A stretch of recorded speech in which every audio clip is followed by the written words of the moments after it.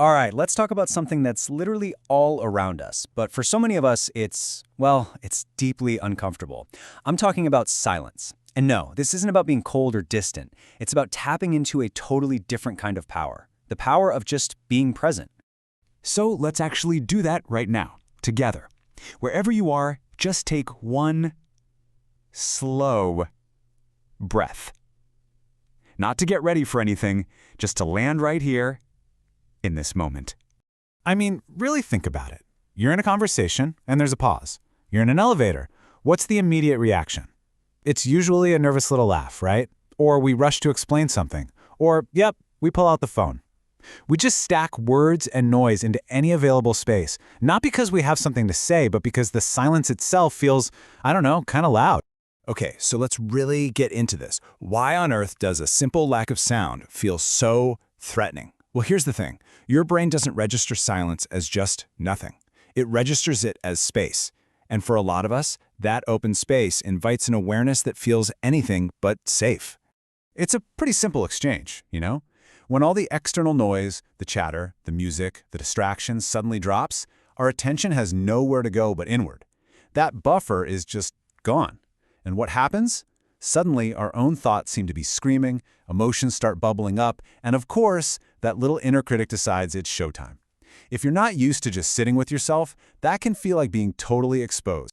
And this is so important. This isn't just about feeling a little socially awkward. A lot of the time, it's a deep, physiological response from your nervous system. Think about it. If you grew up in a house where silence meant someone was angry, or that something bad was about to happen, your body literally learned that quiet equals danger. So what did you learn to do? You learned to fill it. With chatter, with jokes, with anything, to feel safe again. And now, let's flip that. When you're around someone who is genuinely comfortable in their own silence, it communicates something powerful. It's a kind of self-containment that says, I'm okay, I'm not in a rush, I don't need to perform for you. But to a person whose nervous system is already on high alert for danger, that calm, quiet confidence can feel really intimidating. So just for a second, let's do a little check-in. No judgment, no need to fix it, just notice. When a conversation hits a lull, what's your first instinct? What's that feeling that bubbles up inside? Is it anxiety, impatience, maybe a fear that you're being boring? Just notice. Because here's the thing. Always running from silence, always filling the space, it isn't free.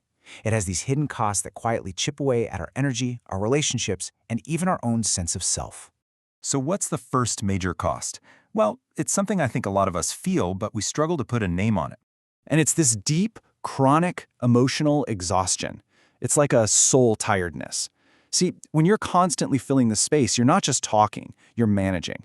You're constantly monitoring the vibe, thinking, is this awkward? Do they look bored? Do I need to say something funny? That is a ton of emotional work, and it can leave you feeling completely drained, even after a conversation that was supposed to be fun. And the second cost, well, this one cuts even deeper. It's a loss of trust in ourselves. I mean, think about it. Silence is the space where your intuition gets to speak. It's where you notice that little gut feeling, that internal compass. When we're constantly drowning it out with noise, we become reactive. We're just bouncing off of whatever's happening around us. We say yes when our gut is screaming no. We over-explain ourselves. And little by little, we stop trusting that quiet voice inside. And finally, the third cost hits the very thing we think all this talking is supposed to be protecting, Our relationships. They end up being really noisy, but also kind of shallow. You see, real intimacy, real connection, it needs space. It needs room to breathe, for feelings to land. But when we frantically rush to fill every single silent gap with more words, our connections become rushed too. They just stay right there on the surface, full of chatter, but missing that real, genuine depth. And here is the great irony in all of this.